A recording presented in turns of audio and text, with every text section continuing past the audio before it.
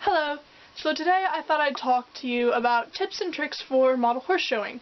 So these are going to be tips and tricks that I wish I knew at the beginning when I started model horse showing. So having a good horse starts when you first buy the horse.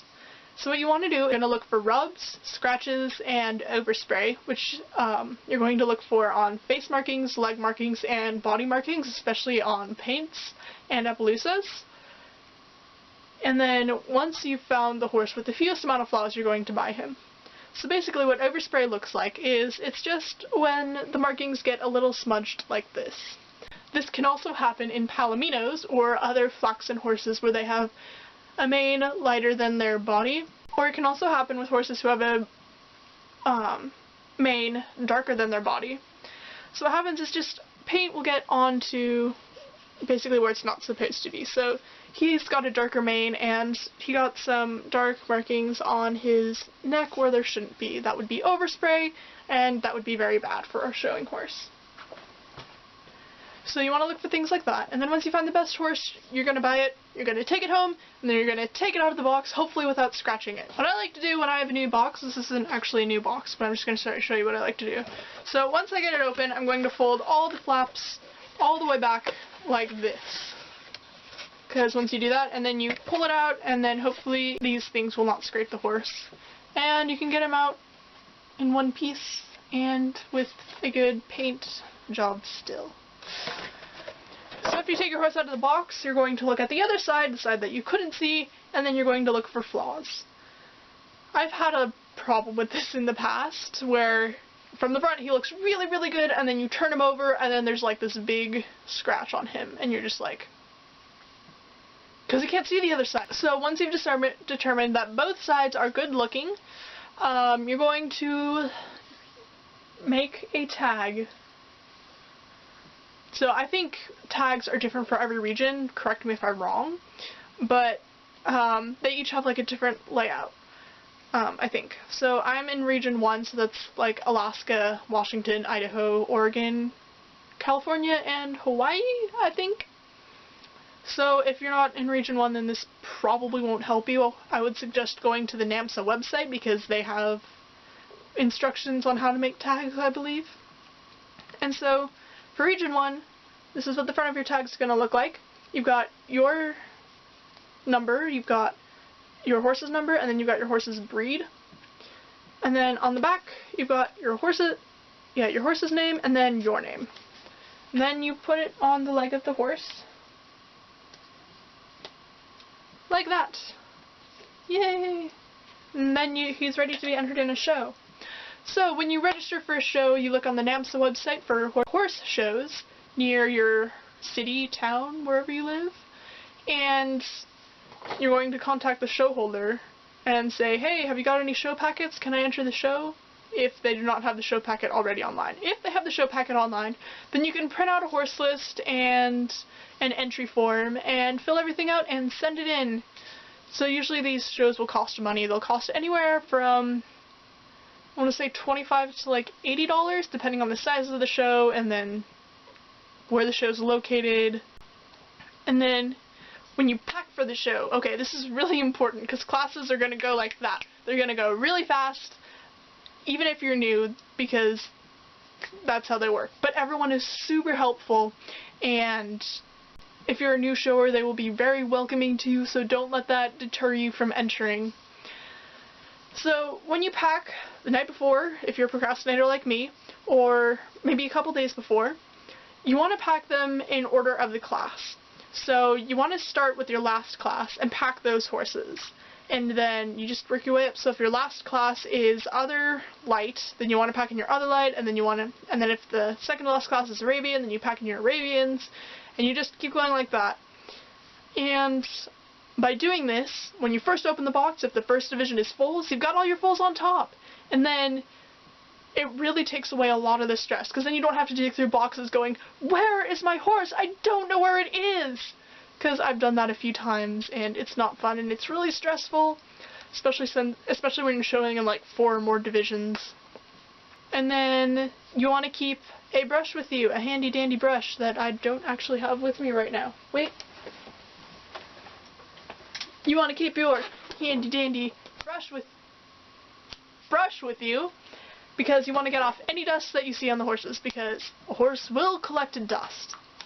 So when you pack up horses, it's best if you wrap them in like cloth, you know, old t-shirts if you have them. But what's best if you have pony pouches. So basically these are like, they're bags that you just sew out of fleece, just soft fabric. And they're bags and you can fit horses in them, and they've got a little tab here so you can fold it over. And what I've done is I've put the name of the horse and the number on it here.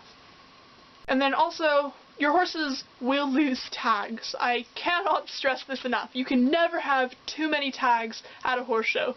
The night before you might see that every single horse has a tag, but I guarantee you 5 of them will lose tags. They will lose tags either on their way to the table, or they'll be in the box, or they'll come off at some other time. But your horse will lose tags, so it's always important to bring extra tags with you. And also to help out other showers who forgot their tags. And so once the showing actually begins, you want to wait until you hear your class called. And once you hear your class called, you take your horse with you, and then you walk up to the table, and then you put him on the table, and you give him one last brush with your brush to make sure he's got no fluffies on him. And then you leave him alone until the judge judges them. Now, as you're showing horses, bringing horses up, taking them back, you're going to miss classes, okay? It happens to everyone. It happens to even the most experienced showers. It's happened to me countless times. The thing is, don't get too freaked out about it. It's gonna happen, and just take a deep breath and relax, because it's one class, it's one show, it's all going to be okay. If you let that get to you, you're going to miss more classes, and then your day is just going to go downhill from there. Okay, so after you put your horse up for the class and the judge judges it, they're going to give it a handy-dandy little, a nifty little ribbon. Yay! So this is a 5th place ribbon, as you can tell by pink. So usually the standard colors are blue for 1st place, red for 2nd, yellow for 3rd, white for 4th, and pink for 5th. And if they do 6th place, they'll be green. But I've also seen green for 5th place, so it goes... but you know, 5th place isn't that important. That's not the ones you want to care about. The ones you want to care about are 1st and 2nd place. Why? Because those give you NAN cards. NAN cards are cards that look like this.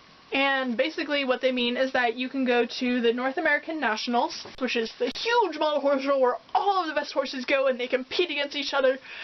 I haven't actually gone, but I've heard it's uber competitive, and I'm kind of scared of going, actually.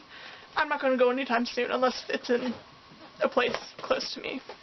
So you're going to get a handy-dandy little card that looks like this, and it's going to have a place for the class name, the horse name, and your name. Hopefully you'll get lots of these at your show, but at my first show I got 2 5th places, so... And okay, once you get a 1st or a 2nd place, what's going to happen is you're going to have to go for the division championship. So division is like the full division, the light division, the stock division. So let's say this horse got 1st place in the paint division. Sweet! So now what I have to do is I have to bring it up for the judge off. That's what it's called, the judge off. For the full division. So I set him on the table with his 1st place ribbon and his name card if I feel like it, but not really. And then if he does really well, he'll get a ribbon that looks like this, which will be champion, or maybe it'll say reserve champion if he was 2nd best. So that is the goal, to get rosettes like this. And so if you get a rosette like this, you have to keep them out even longer, because you get to show them at the end for the overall championship. So this is when the champions and the reserve champions have each division, have a fight to the death, and may the best horse win. And then you hope he gets a ribbon like this, which is Grand Champion, or maybe overall reserve Grand Champion. And then you got to feel really proud of yourself, because basically it means you have the best horse in the show hall. So that's always fun. Also, breed assignments. Really, really, really important. You do not want to take a horse like this and say, yo, this is an Arabian, because he's not an Arabian. He doesn't look like an Arabian. So do a little research beforehand, and if you can find weird breeds, sometimes that can work in your favor, other times, not so much. If it's a really weird breed that no one's heard of, you better have a lot of documentation on it to convince them that, yes, my horse is this breed. He needs to be a conic pony, or he needs to be some other weird breed. Because not all judges will like them. Some judges will. And also check color assignments. Like, a Welsh Cob, it's very rare to find a dun Welsh Cob section D. So what you need to do if you've got a dun Welsh Cob, you gotta go on the internet and find a picture of a dun Welsh Cob that you can put up as reference. And also, my favorite, American Cream Drafts. They don't have feathering. That's what I learned on my second show when I tried to show a mini as an American Cream Draft. American Cream Drafts don't have feathering. So when I see a Pamplemousse as an American Cream Draft, and I see it get a first or a second, I get a little miffed because the judges are supposed to know the horse breeds, and American Cream Drafts do not have feathering. Also, if you don't know where a horse goes, for example, if it's a clodhoover and you don't know if it goes in sport or carriage or light, ask your judge. And so yeah, those are my little tips and tricks to model horse showing. My last video was about my BreyerFest results, so you can see that. You could like this video if you found it helpful, or subscribe to my channel to get more videos. I will be posting more often.